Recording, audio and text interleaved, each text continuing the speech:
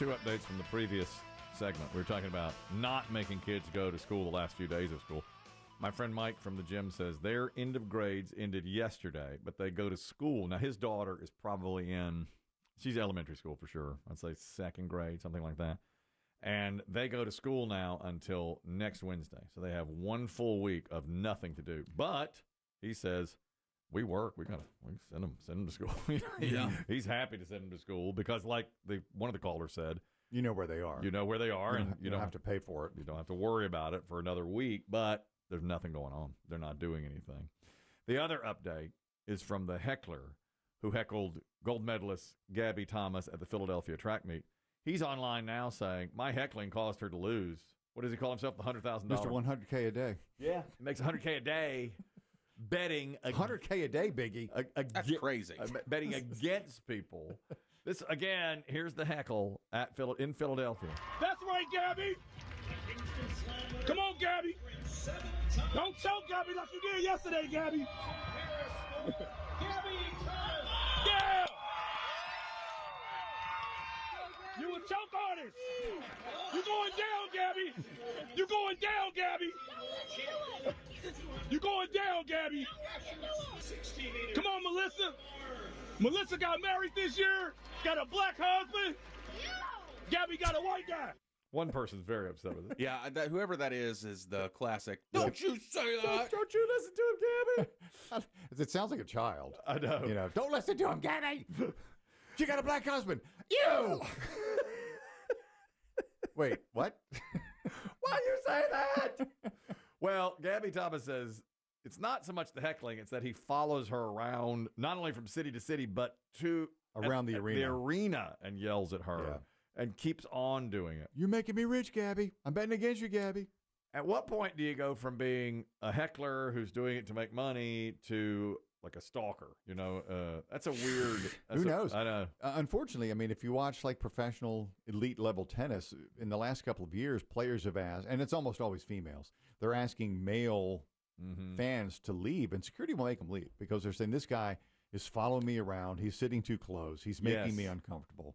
And, the tennis fans, like track, they're right on up against the competitors. Did you see that?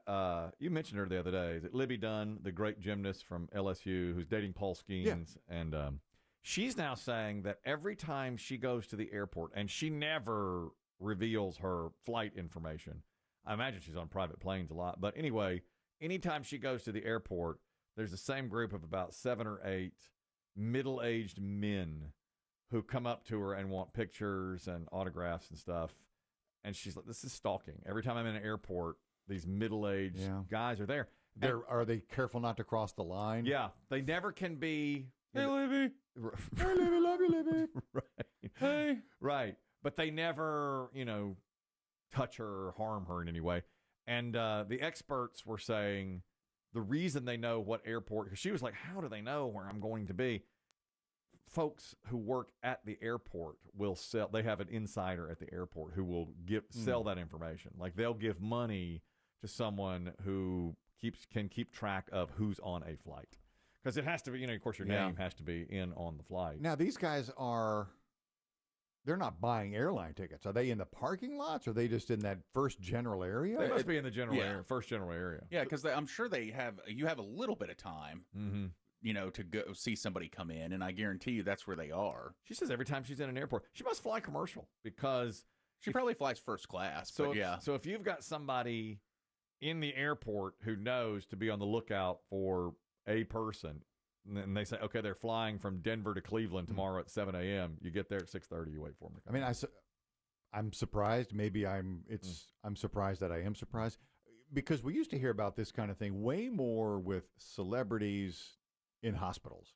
Yeah. You would hear ambulance drivers, ER personnel, a security worker at a hospital. They sell that stuff. Where somebody's going to be at an airplane in Chicago O'Hare, that's bizarre. But if you book that, you book it well in advance, of course, so you could know her schedule for weeks out if you have the right insider. If you have the right person who can check the logs.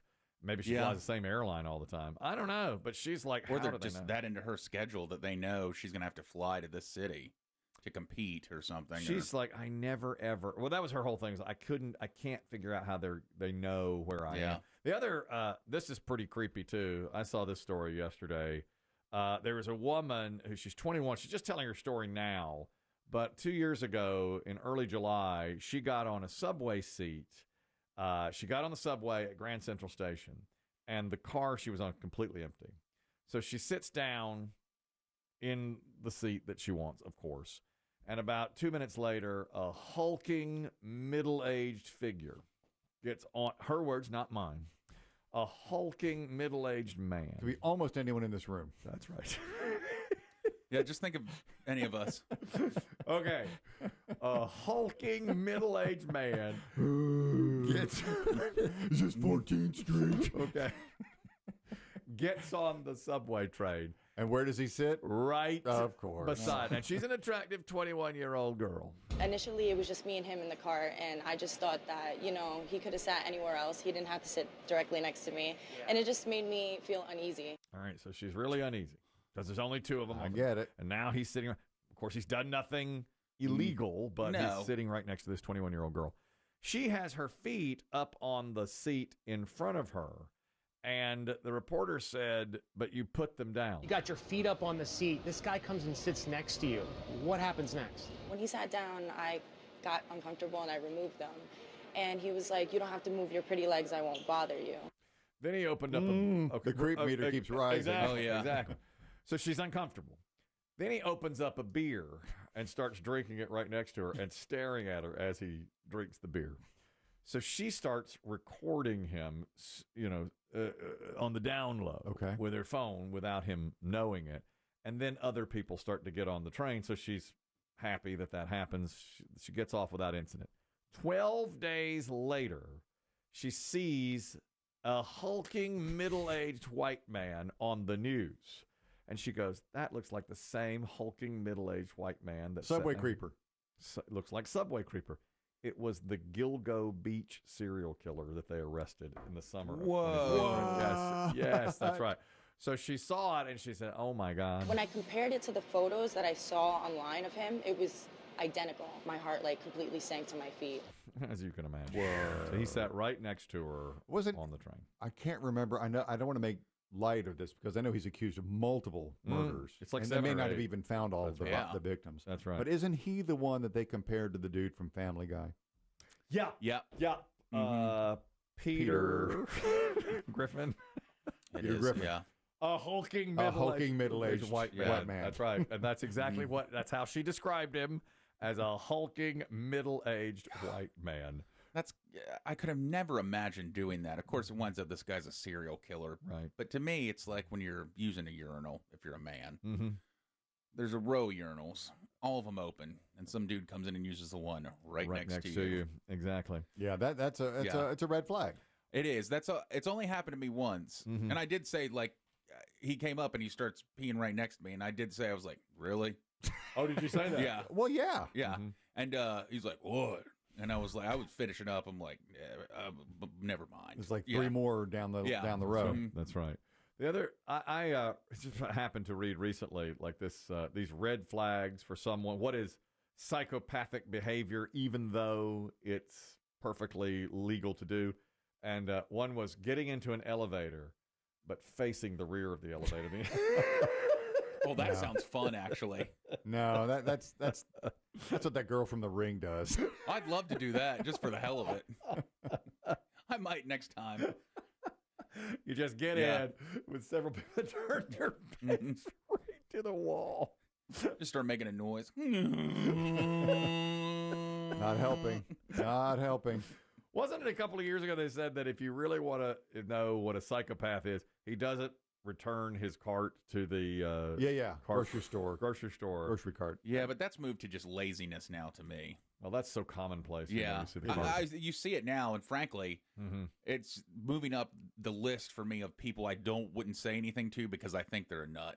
I don't think I've ever seen anyone get into an elevator with 4 or 5 people and just turn. No. Never, ever. It's awful.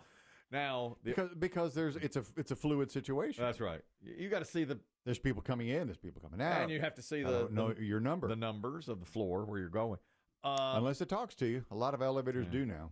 That's true. They are doing that now. The other one I saw, this was red flag for being a psychopath. Going to the gym and working out in collared shirt and maybe jeans. That's the RFK Jr. Does he do that? Well, he works out in jeans, shirtless in jeans. Okay, you're a psycho. Like an inmate. If you're not an inmate, you're a psycho. If you go to the gym and lift your weights in jeans. You ever done that in an emergency? No.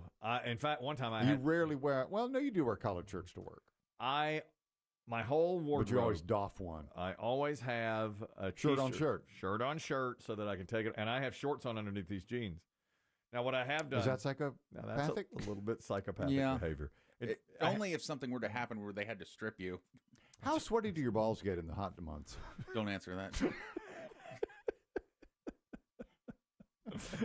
Thank you for being here for me. I would have answered that had you done.